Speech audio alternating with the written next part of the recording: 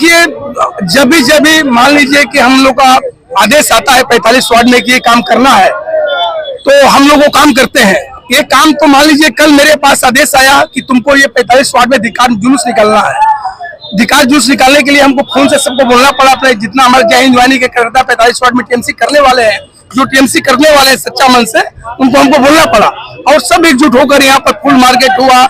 या आपको 45 वार्ड में आप खुद देखिए, कोना कोना से लड़का लोग, यहाँ आम आदमी तक जुलूस में आया। क्या महिलाएं हैं, क्या लेडीज है, क्या कौन है, हर वर्ग का आदमी शामिल हुआ है जुलूस में। और ये मिचिल को हम लोग सफल बनाए। आज उन लोग को बहुत धन्यवाद है। वो लोग टीएमसी का 1 नंबर कार्यकर्ता है जो आज जुलूस में शामिल हुए हैं। जो ममता बनर्जी का आह्वान था, हमारा सुदीप बंदोपाध्याय का आह्वान था, हमारा एमएलए को नैना बंदोपाध्याय का आदेश था कि ये जुलूस को सफल करना है, जुलूस करना है। नैना बंदोपाध्याय का ये कर्मठ कार्यकर्ता है जो आज जुलूस में आ जाए हैं 400 से 500।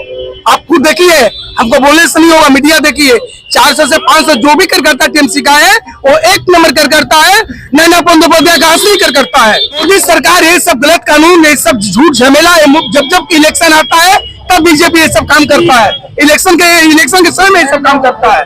ऐसा कोई कानून बंगाल में नहीं लागू होगा। हमारी अगली करें ममता बनर्जी इसके लिए बहुत विरोध और सच्चे में बहुत बड़ा आंदोलन करेगी। মুখ্যমন্ত্রীর নির্দেশে প্রতিবাদ মিছিল হচ্ছে, কিন্তু মুখ্যমন্ত্রী পুরোটাই আমাদের যারা এখানে বাঙালির যারা থাকে, বাঙালির বাসী, আমাদের দেশের জন্য উনি ভেবেছেন যে কেন ওষুধের দাম বাড়ানো হয়েছে। আর এই একমাত্র লিডার যে লোকের জন্য ভাবে, লোকের জন্য উনি এইসব চিন্তা করেন, তারতেই নিয়ে আজকে প্রতিবাদ মিছিল পুরো আজকে আর কালকে, মানে কালকে আর আজকে হয়েছে। এটা পুরো বাঙ্গাল ধরে প্রত্যেক অঞ্চল, প্রত্যেক পাড়া, প্রত্যেক জেলাতে এটা হচ্ছে। আর সেটাই পালন করে আমাদের নেত্রী মমতা বন্দ্যোপাধ্যায়, আমাদের নেতা অভিষেক বন্দ্যোপাধ্যায়ের নির্দেশে আমরা এই কর্মসূচিটা নিয়েছি। আজকে এখানে অনেক মানুষ, কেন এটা পুরো ব্যবসা এলাকা, এখান থেকে পুরো বাঙালি লোক আসে ব্যবসা করতে। তো আমরা এই মেসেজ দিতে চাইছি যে তৃণমূল কংগ্রেস, মমতা বন্দ্যোপাধ্যায় আপনাদের পাশে আছে, সাথে আছে। আর আমরা যত দূর এই প্রতিবাদটা নিয়ে যেতে পারবো আমরা যাব। মনে হয় বিজেপি আর যারা ওদের সাপোর্টিং পার্টি, ওরা ঘুরে গেছে 2021। যদি আপনার খেয়াল থাকে, এইরকমই ওরা এসেছিল 8 মাস আগে, জেগেছিল অনেকটা। আমি সবাইকে বলবো না, কিন্তু অনেকটা গদি মিডিয়া আছে যেটা এই সপ্তাহ ধরে আমরা দেখছি আবার শুরু করেছে বাঙ্গালকে ডিফেম করতে। কিন্তু বাঙ্গাল মিডিয়া দেখি চলে না, বাঙ্গাল দেখে কাজ কি হচ্ছে, মানুষের পাশে কে থাকছে।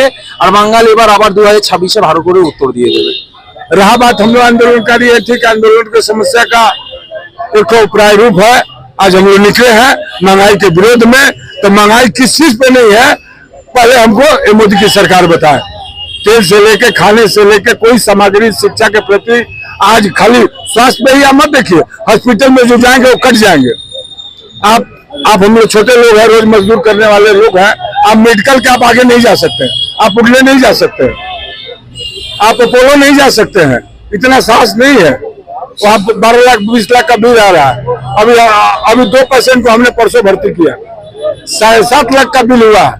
बीएम बिरला में हमने भर्ती किया एक बच्चे को, एक पैकेज का बोला 4 लाख रुपया लगेगा। और जब छुट्टी का समय आया बोला 7,25,000 रुपया है। लगातार आंदोलन चल रहा है, तो आंदोलन चलता रहेगा। आंदोलन तो हम लोग का विशेष अधिकार है। तो जन के दीदी ममता बनर्जी जी ने कहा है, तो उसका प्रतिवाद पूरे पश्चिम बंगाल के हर गलियों, दूर रास्तों में, जिलाओं में बेहतर रूप से चलाया जाएगा। जय हिंद, वंदे मातरम। ये सब वार्ड के लोगों का और जनता का प्यार है, साथ है। जो आज ये जो केंद्र सरकार जो हम लोग गरीबों पे जो अन्याय करते आए हैं, विगत दिनों से वो काफी अन्याय हुआ है गरीबों पर। और ये तो उद्योगपतियों की पार्टी है, ये इनको गरीबों से कोई लेन देन जिसका वास्ता नहीं है। ये दवाई का जो इसमें रेट बढ़ाए हैं, जो टैक्स बढ़ा है, उसके विरुद्ध में हम लोग यहाँ पर प्रतिवाद मिছিল निकाले हैं। और जब तक ये रेट वो कम नहीं करेंगे, जो एक सही मूल्य जो उनका होता है गरीब के हिसाब से नहीं होगा, तब तक हम लोग प्रतिवाद चलेगा। इसके लिए हम लोग केंद्र सरकार का निंदा करते हैं। जहाँ तक होगा हम लोग इसके लिए लड़ेंगे।